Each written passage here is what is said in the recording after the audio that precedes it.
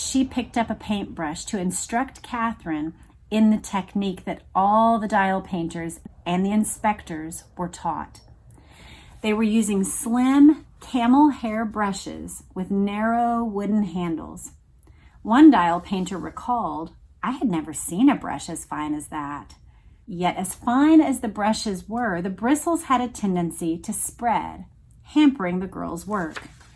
The smallest pocket watch they painted measured only 3.5 centimeters across its face, meaning the tiniest element for painting was a single millimeter in width. The girls could not go over the edges of these delicate parameters or there would be hell to pay. They had to make their brushes even finer, and there was only one way they knew of to do that. "We put our brushes in our mouths," Catherine said, quite simply.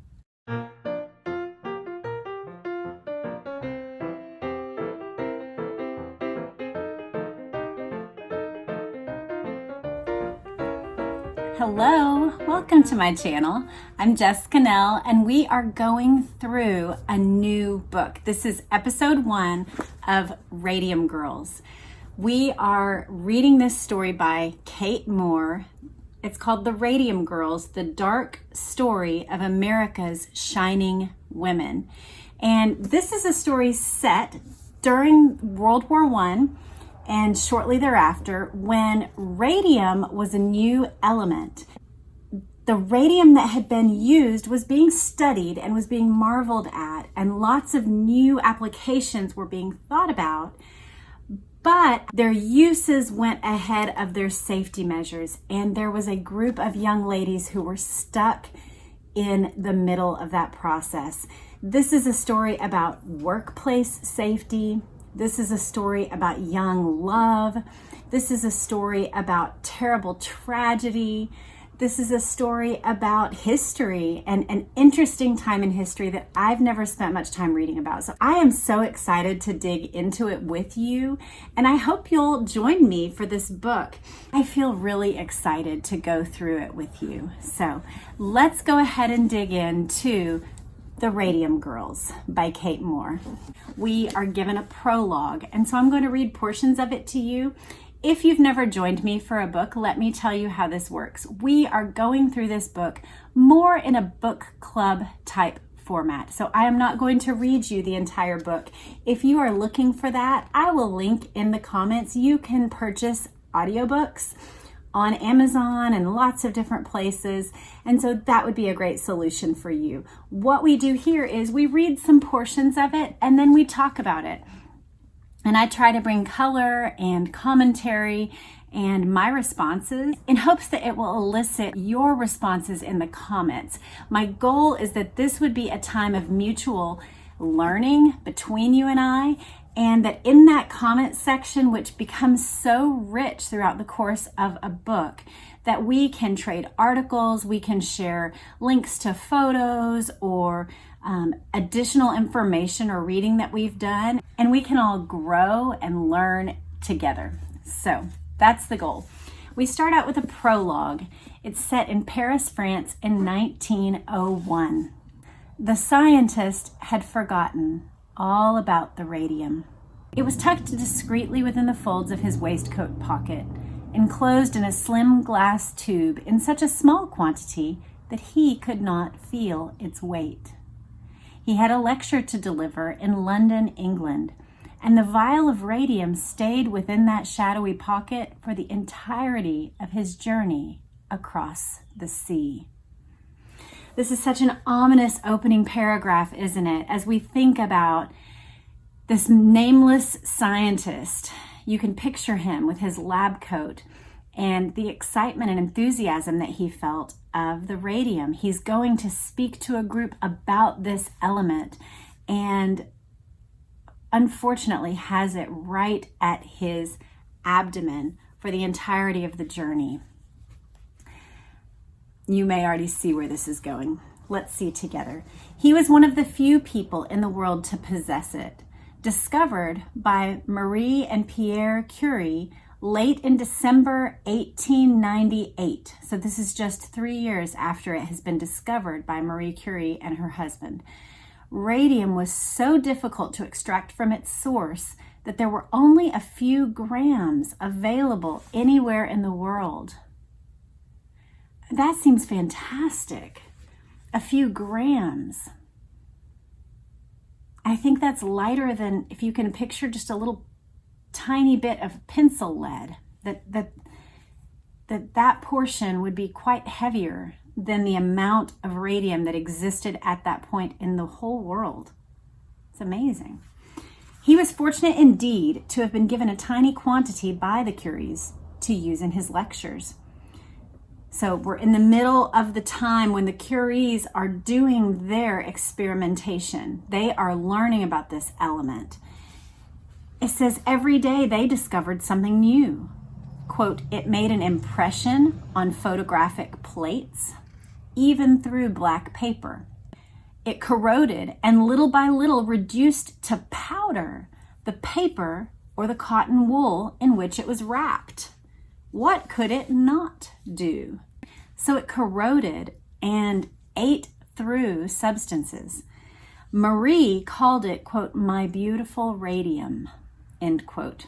And it truly was.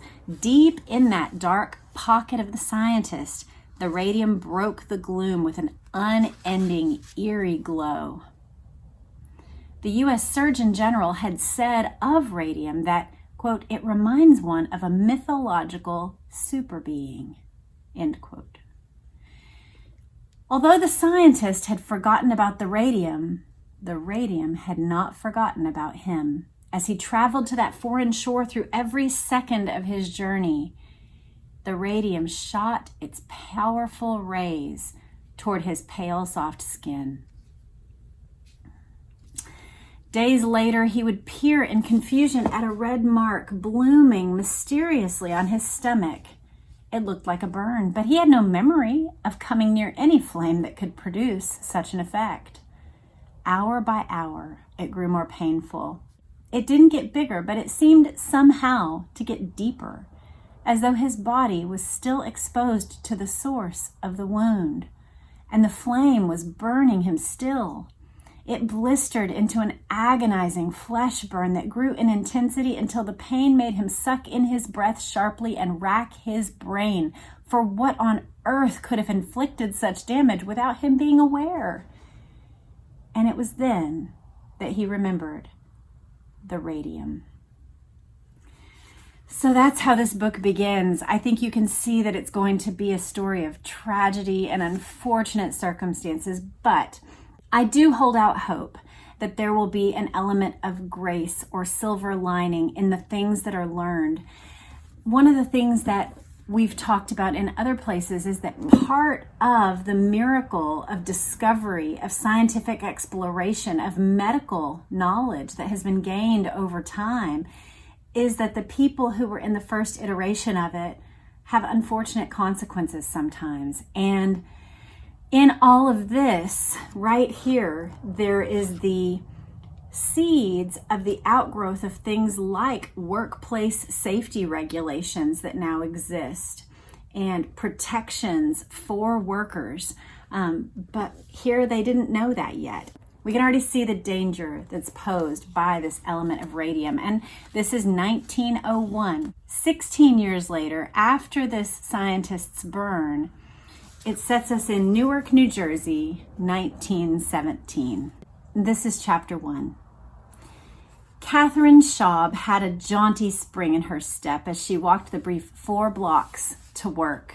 It was February 1st, 1917, but the cold didn't bother her one bit. She had always loved the winter snows of her hometown. The frosty weather wasn't the reason for her high spirits on this particular icy morning. Today, she was starting a brand new job at the watch dial factory of the Radium Luminous Materials Corporation on 3rd Street in Newark, New Jersey.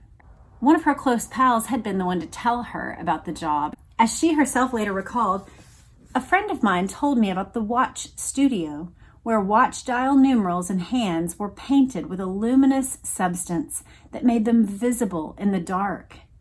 The work, she explained, was interesting and of far higher type than the usual factory job. It sounded glamorous. After all, it wasn't even a factory, but a studio.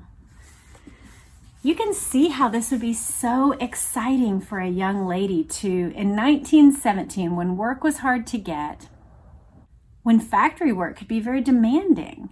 It could be very abusive, potentially, and you had to be careful who you worked for and whose supervision you put yourself under as a young woman.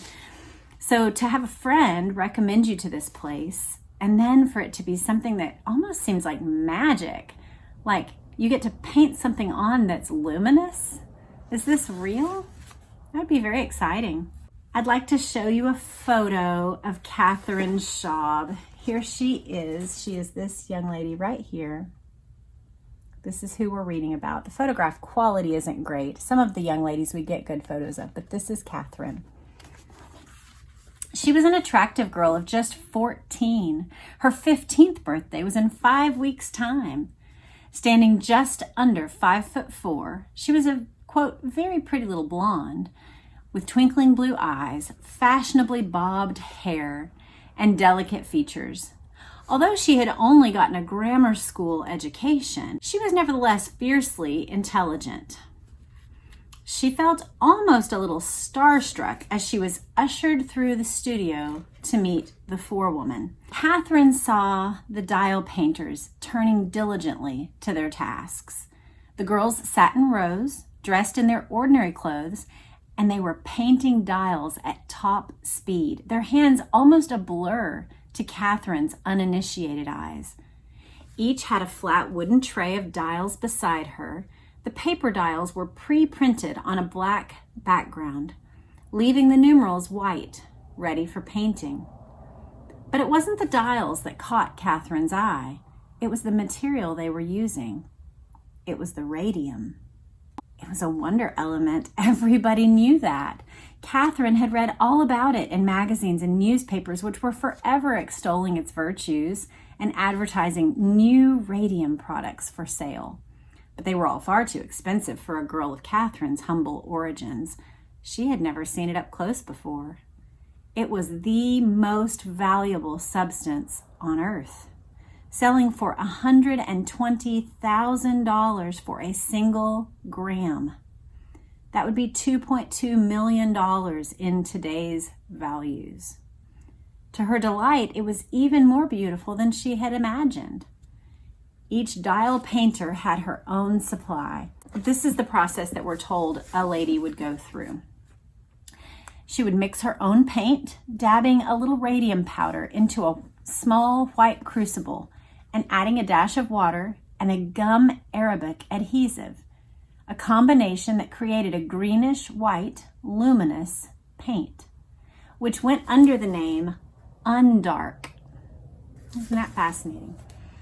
The fine yellow powder contained only a minuscule amount of radium. It was mixed with zinc sulfide, with which the radium reacted to give a brilliant glow. The effect was breathtaking. Catherine could see that the powder got everywhere. There was dust all over the studio. Little puffs of it seemed to hover in the air before settling on the shoulders or hair of a dial painter busy at work. To her astonishment, it made the girls themselves gleam. Isn't that fascinating? I've never heard these stories at all. I wonder if you have. Perhaps, I know there's a movie of this book, and some of you have said that you've watched the movie but maybe haven't read the book. I had never even heard of this entire instance until some of you readers alerted me to this book. I will say this opening scene reminds me, if you have seen North and South, the Elizabeth Gaskell movie, that there's a BBC production of it that is just, it's my favorite of all the BBC movies, and I love BBC movies, but North and South. And there is a scene where this middle upper class young lady walks into a cotton factory, and it shows the looms and all the people busy at work, and the cotton is fluffing up into the air like snow falling down over the workers as the looms are just going. And this is a much quieter picture. They're all busy at work with their painting their dials, but the luminous material floating in the air reminded me of that picture of just being in an entirely different place and suddenly almost being transported into a world that you didn't know existed. And for me, that's what this undark material is. I'd never heard of it. And so to hear this studio that they're in and the way that the material is being mixed up and painted onto dials, but occasionally resting on their hair or their clothes, it's really fantastic. Catherine was entranced by it. Almost from the start, the new element had been championed as, quote, the greatest find of history.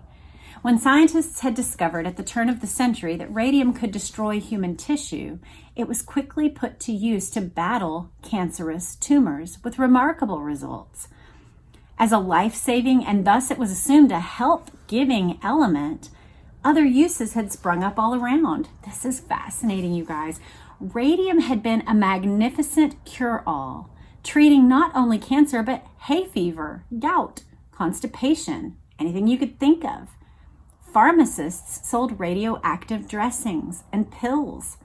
There were radium clinics and spas for those who could afford it. Another claim of radium was that it could restore vitality to the elderly, making old men young. Its appeal was quickly exploited by entrepreneurs. Catherine had seen advertisements for one of the most successful products, a radium-lined jar to which water could be added to make it radioactive. Wealthy customers drank it as a tonic, and the recommended dose was 5 to 7 glasses a day. This just made me think about so many things, even in my lifetime, which I was born in 1979, so I know some of you think that's just, young, but even in my lifetime, I've seen the switch from, low fat, added sugars of my childhood in the 80s and 90s. Those things were, fat was bad and everybody had margarine.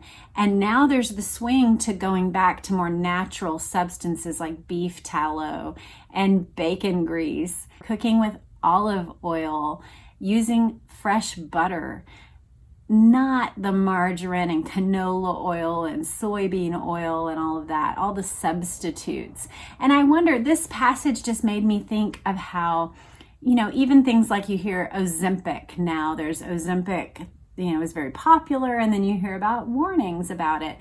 All the things that medically come across really fast and kind of gain popularity. And then once you look at them a little longer, it's like, maybe the old ways are a little better than what this new radium tonic is promising.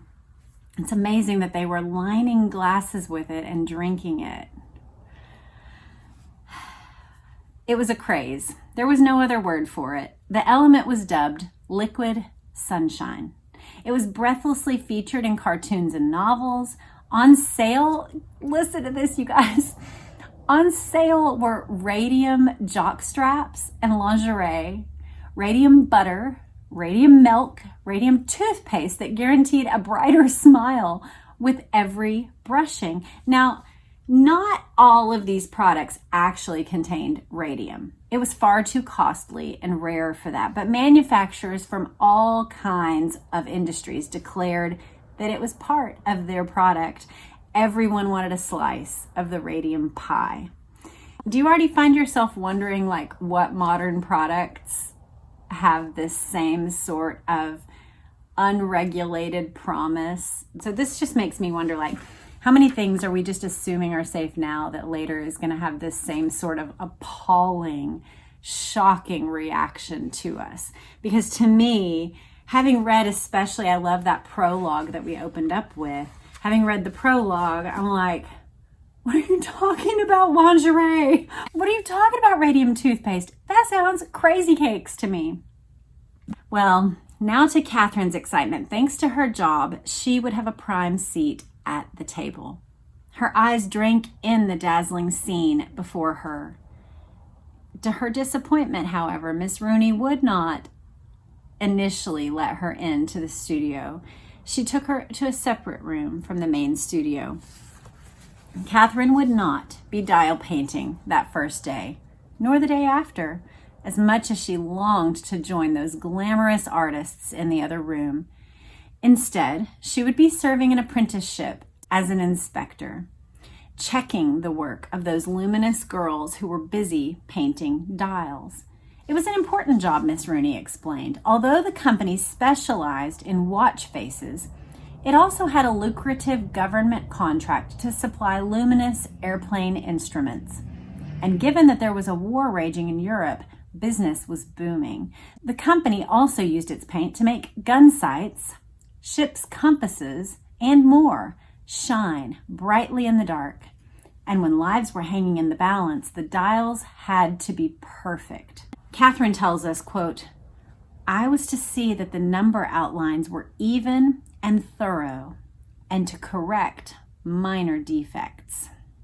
This makes me think of what they say about learning how to spot counterfeits.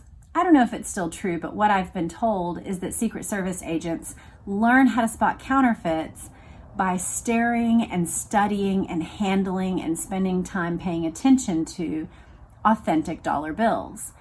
And then once they have spent time studiously examining and feeling and understanding the authentic, then it's easy to spot the counterfeit.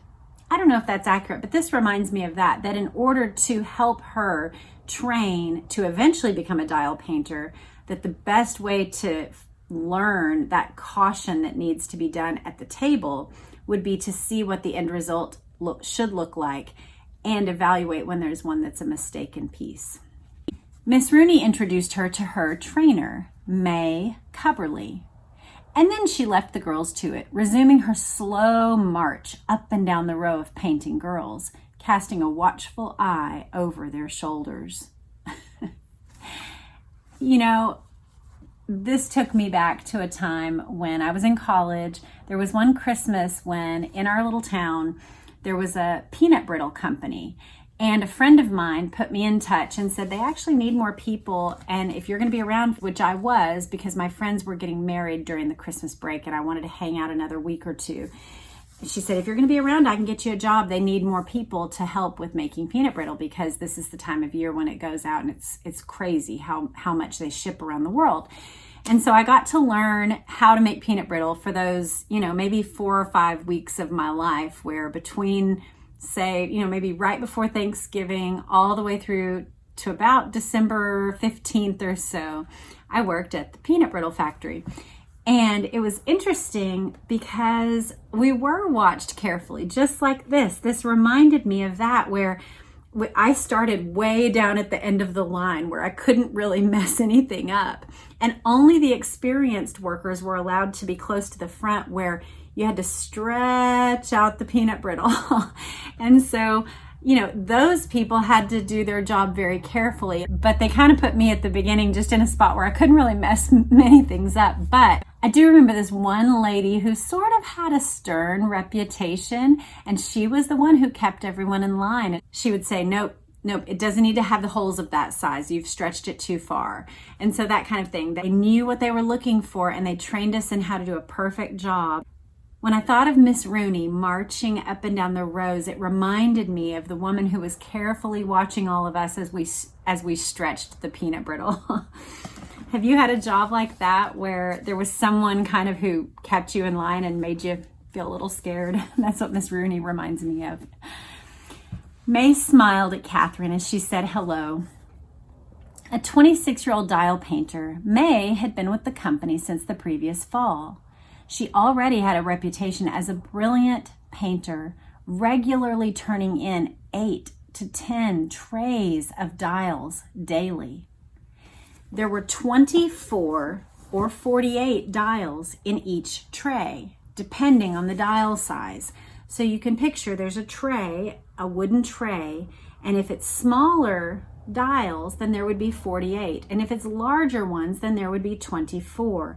But it says she would turn in 8 to 10 trays of dials every day.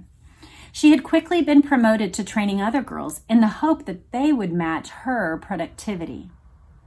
In the little side room, she picked up a paintbrush to instruct Catherine in the technique that all the dial painters and the inspectors were taught. They were using slim camel hair brushes with narrow wooden handles. One dial painter recalled, "I had never seen a brush as fine as that. I would say possibly it had about 30 hairs in it. It was exceptionally fine." Yet as fine as the brushes were, the bristles had a tendency to spread, hampering the girls' work. The smallest pocket watch they painted measured only 3.5 centimeters across its face, meaning the tiniest element for painting was a single millimeter in width. A single millimeter. The girls could not go over the edges of these delicate parameters or there would be hell to pay. They had to make their brushes even finer, and there was only one way they knew of to do that. "We put our brushes in our mouths," Catherine said, quite simply. It was a technique called lip pointing, inherited from the first girls who had worked in the industry, who came from china painting factories. Unbeknownst to the girls, this was not the way it was done in Europe, where dial painting had been in operation for over a decade. Different countries had different techniques, but in none was lip pointing used. Very likely this was because brushes weren't used either. In Switzerland, there were solid glass rods used to paint dials. In France, small sticks with cotton wadding on the ends. That sounds like a Q-tip. Other European studios employed a sharpened wooden stylus or a metal needle to do their painting. American girls did not take up the lip painting without question. May said that when she first started, not long after the studio had opened in 1916, she and her colleagues had questioned it, being a little bit leery about swallowing the radium. She remembered, quote, "The first thing we asked was, 'Does this stuff hurt you?' And they said no. Mr. Savoy said that it wasn't dangerous, that we didn't need to be afraid," end quote. After all, radium was the wonder drug. The girls, if anything, should benefit from their exposure. They soon grew so used to the brushes in their mouths that they stopped even thinking about it. Oof.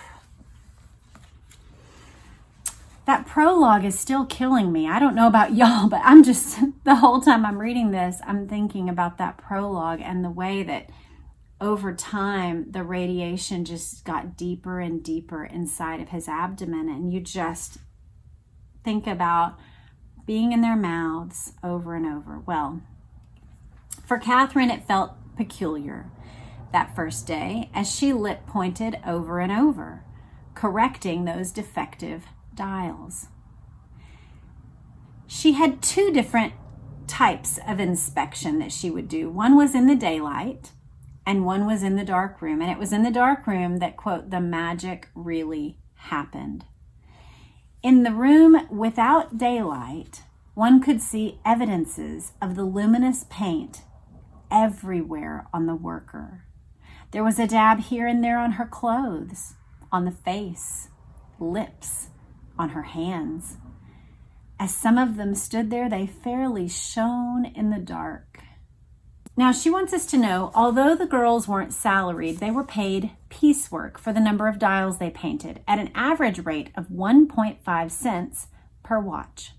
The most talented workers could walk away with an astonishing pay package. Some earned more than 3 times the average factory floor worker, and some earned more than their own fathers. This was honorable work, and it was interesting work, and it was well paid. You can see why these young ladies would be interested in taking these jobs, why this would be a very desirable position to have, where you had honor, you had something interesting to do, you were working with something that felt very important to be for the war effort.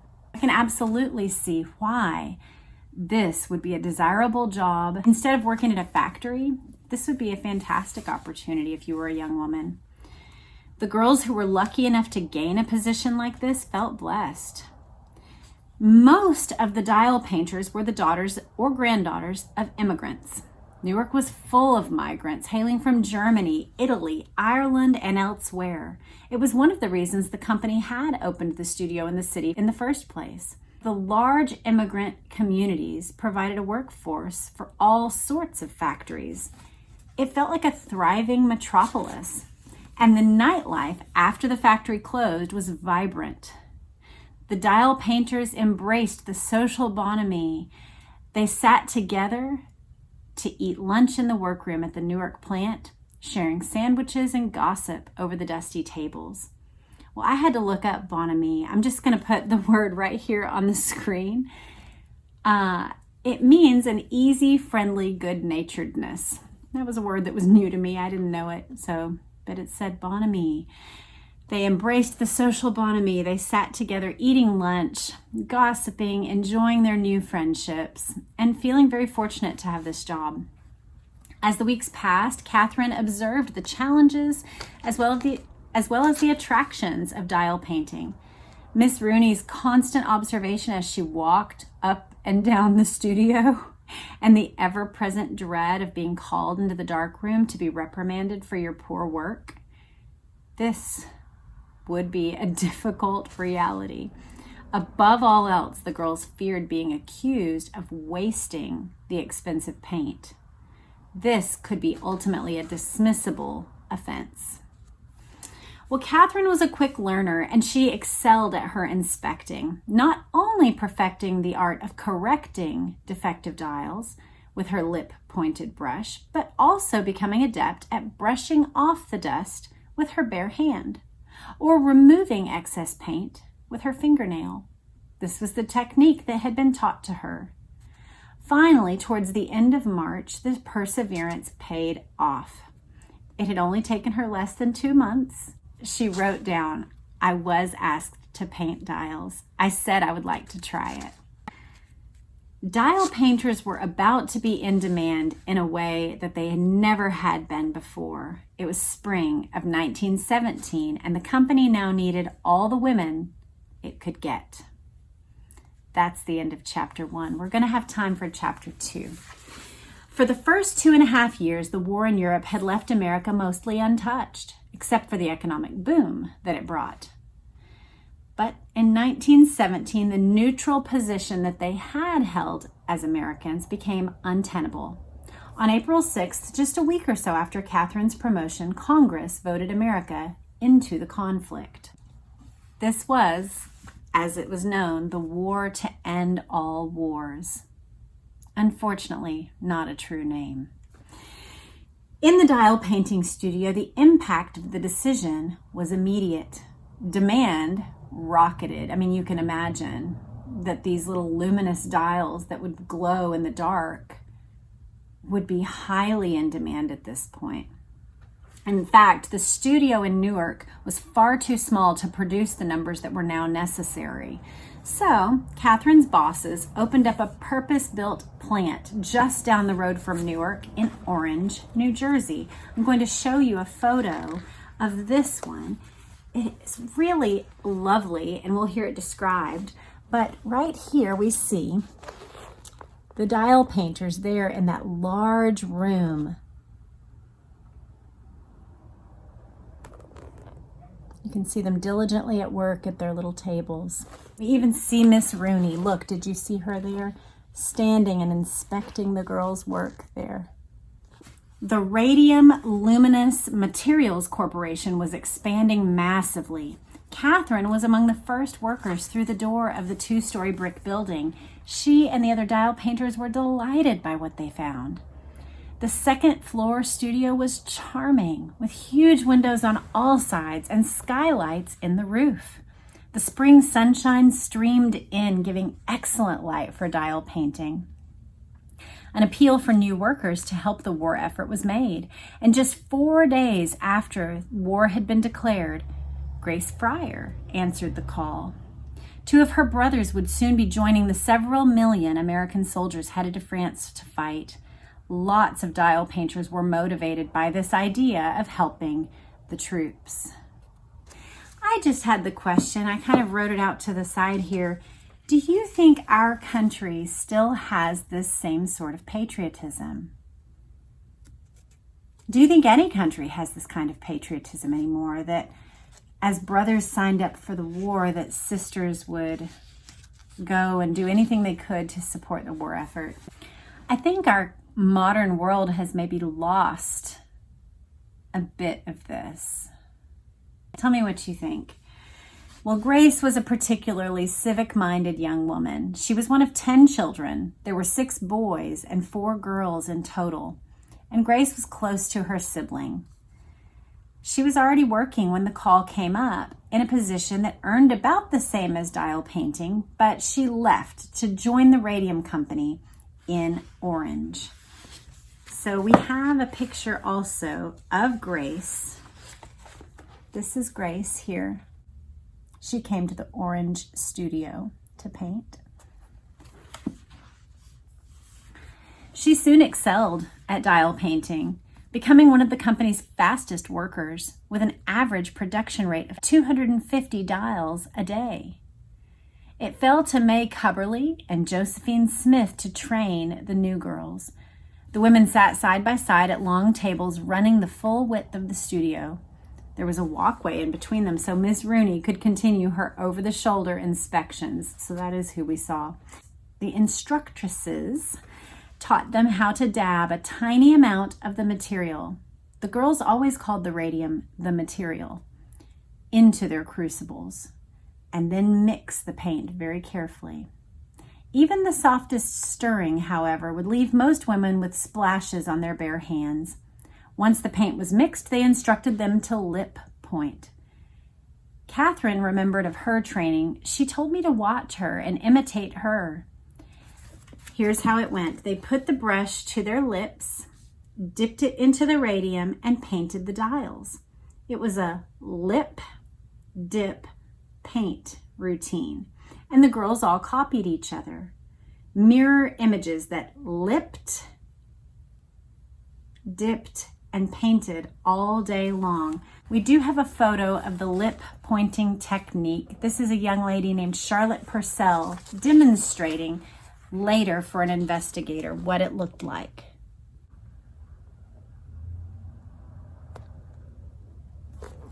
So it just has her holding the brush to flatten it out to make it very, very tiny. They found that the radium would harden on their brushes, so a second crucible was soon supplied, ostensibly for cleaning the bristles, but the water was changed only once a day and it soon became cloudy as well. It didn't clean as much as spread the bristles, and so some would use their mouths to dampen the brush instead. Others, however, always used the water. And the taste of the paint was a source of debate. Grace said it didn't taste funny. It didn't have any taste. It says some ate the paint specifically because they liked it.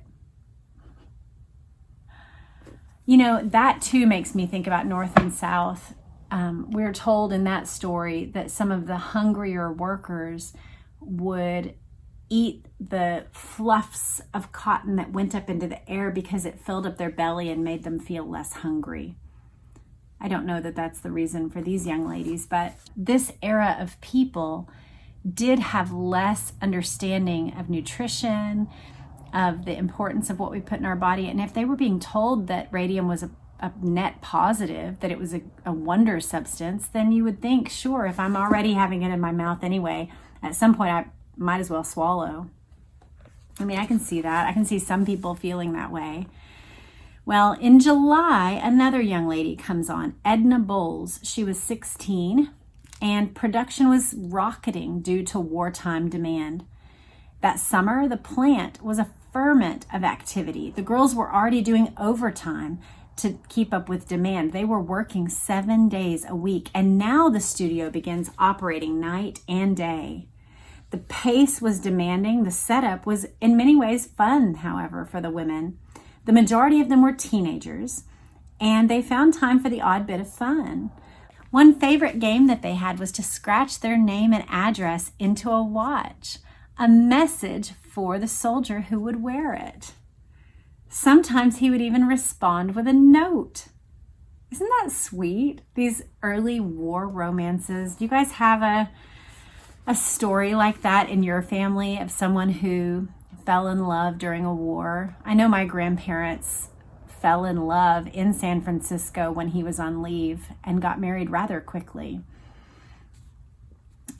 So yeah, do you have any stories like that in your family? I find them very endearing and sweet to think about. This is just darling to think about. Young men with their watch and then somehow noticing that there's an etching on it and writing a letter to the young woman in the factory. New girls were joining all the time, which made the job even more sociable. In Newark, perhaps 70 women had worked in the studio. During the war, that number more than tripled, and the girls now sat crammed in on both sides of the desks, only a few feet apart. Another new worker was 21-year-old Albina, the daughter of an Italian immigrant. She was pleased to get back into the world of work, but she discovered she was not the fastest dial painter. She found the brushes very clumsy and painted only a tray and a half a day. Remember that other young lady we wrote about that was the trainer that did 8 to 10 trays a day? This Albina could do a tray and a half. Nonetheless, she tried as hard as she could, and later she said, "I always did my best for that company." Well, the girls would socialize and eat lunch together and barely stop work as they shared food across the crowded desks. The company also organized social events. Picnics were a favorite. The dial painters, dressed in their white summer dresses and wide-brimmed hats, would eat ice cream cones while sitting on the narrow makeshift bridge that lay across the brook by the studio, swinging their legs or holding on to one another as they tried not to fall into the water. The picnics were for all employees, so at these events they got to mix with their co-workers, whom they rarely saw.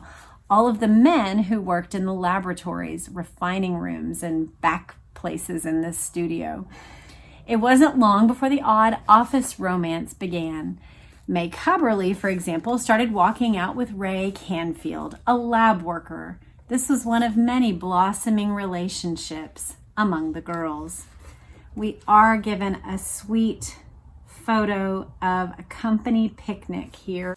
We have the founder of the company down here at the company picnic. He's out on a blanket. He's got a drink and food and 2 guests with him. And then here we have a group of the young ladies just all enjoying time together there at a company social. The company's founder, Sabine von Saschocky, an Austrian-born 34-year-old doctor, could often be seen holding court at these picnics, seated among his workers on his rug. So this is him at the picnic, Sabine von Saschocky. I may not be saying that right. Would you comment in the comments below if I'm saying it wrong? It was he who had invented this luminous paint that they used. He had done so back in 1913, and it had been a success. In many ways, he was an unlikely entrepreneur, for his training had been in medicine. Von Saschocky was, according to his colleagues, a remarkable man. Everyone simply called him the doctor. American magazine called him, quote, one of the greatest authorities in the world on the subject of radium. And he had studied under the Curies themselves. From them and from the specialist medical literature he had studied, he understood that radium carried great dangers. The Curies by that time were intimately familiar with radium's hazards, having suffered many burns themselves. Radium could cure tumors, it was true, by destroying unhealthy tissue, but it was indiscriminating in its powers, and it could devastate healthy tissue as well. Von Saschocky himself had suffered its silent and sinister wrath. Radium had got into his left index finger, and when he realized, he hacked the tip of it off. It now looked as though an animal had gnawed it. Ugh. Of course, to the layman, all this was unknown. The mainstream position, as understood by most people, was that the effects of radium were all positive. This raised for me the idea of our responsibility to our fellow man. You know, it took me back even to the pages of Genesis, where Cain, when he knows that his brother has been harmed by himself and actually killed, he says, am I my brother's keeper? Like, am I supposed to keep up with him? Am I responsible for him now? And the question begs the answer, yes, we do have a mutual responsibility to one another, at least not to do harm, right? That's the actual medical oath, is not to do harm. Well, these lay people didn't know, but von Sauschicke did. Nonetheless, the lab workers in von Sauschicke's plant in Orange were provided with protective equipment. Lead-lined aprons were issued and ivory forceps for handling tubes of radium. Yet despite this knowledge, despite the injury to his own finger, von Sauschicke was apparently so transfixed by radium that all reports say he took little care. He was known to play with it, hold the tubes with his bare hands while watching the luminosity in the dark, or immersing his arm up to the elbow in radium solutions. Y'all, this is cuckoo. This is crazy town. Well, company co-founder George Willis was also lax, picking up tubes of radium with his forefinger and thumb, not bothering with forceps. No one heeded the warnings of Thomas Edison, who once remarked, quote, "There may be a condition into which radium has not yet entered that would produce dire results. Everybody handling it should have a care." Yet in the sunny second floor studio, the girls working there had not a care in the world. Here there were no lead aprons, no ivory-tipped forceps, no medical experts. The amount of radium in the paint was considered so small that such measures were not deemed necessary. The girls themselves, of course, had no clue that they might even be needed. This was radium, the wonder drug they were using. They were lucky, they thought. They laughed among themselves and bent their heads to their intricate work. Grace and Irene, Molly and Ella, Albina and Edna, Hazel and Catherine and May. They picked up their brushes and they twirled them over and over just as they had been taught. Lip, dip, paint. They were just doing what they thought was right. They were doing what they had been trained to do, and they were doing it with a substance that they had been assured was perfectly fine. The amount was so small that care wasn't considered necessary. It was a wonder drug. Care was taken, we can note, to make sure that the material wasn't wasted. Care was taken to make sure that the material was knocked off of things and scraped off so that not anything extra was put anywhere else. But it was all over the girls, and it was in the girls. I am really interested in hearing from you guys about your observations, your thoughts, your concerns and questions. I would love to hear those in the comments. What did you think about the lip dip paint technique? Couldn't you see yourself getting into a job like this? I totally could. I can picture myself walking into that factory and thinking it was a fantastic opportunity for a poorly educated immigrant who some of the options would put your physical or sexual body at risk. And instead, this job would seem very fantastic, like an upper class, interesting job to get to do.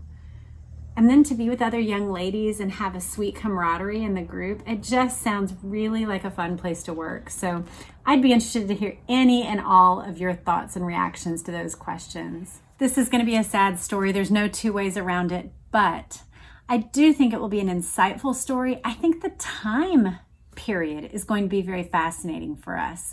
And I think it's going to be an interesting, different sort of story than the ones that we are reading in other places. I do want to point out that within a week of this video, either before or after, we will be starting the Melania book, the autobiography of Melania Trump. And I'm excited about that one too. So right now, we're going to have 3 different books going. We're going to have Chappaquiddick by Leo D'Amour. We're going to have Melania, an autobiography by Melania Trump. And then now we have our Radium Girls by Kate Moore. And so my hope is that you can find variety among the different books. my goal is also that you would join me for as many of them that interest you. I know some of you use these book talks as a way to get through like DIY projects while you're painting or fixing. Some of you listen while you garden. Some of you listen while you wash dishes or while you make dinner. And I'm so glad. It's such a privilege to be able to join you for those purposes.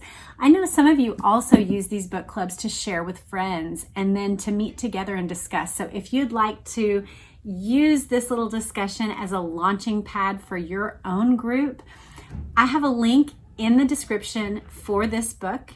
And I would love for you to purchase this book, read along with me, and invite your friends to do so as well. This is such a fascinating book. Just even the top of this with the little flapper hats, it's just a sweet, different era from anything else that we are reading. And so I'm so glad you've decided to join me.